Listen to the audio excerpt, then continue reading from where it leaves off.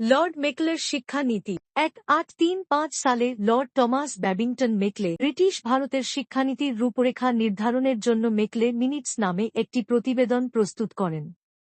এটি মূলত ভারতীয় শিক্ষা ব্যবস্থাকে ব্রিটিশদের পছন্দ অনুযায়ী রূপান্তরিত করার জন্য তৈরি হয়েছিল।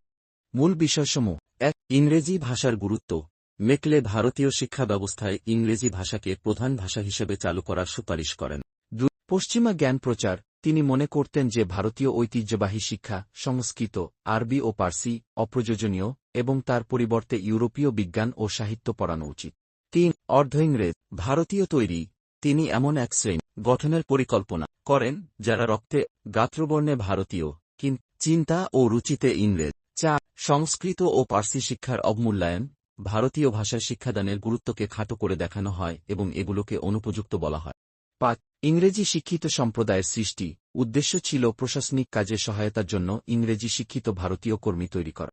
৬. Downward filter theory. মেকলে বিশ্বাস করতেন শিক্ষিত অভিজাত শ্রেণীর মাধ্যমে সাধারণ জনগণের মধ্যে আধুনিক শিক্ষা ছড়িয়ে পড়বে।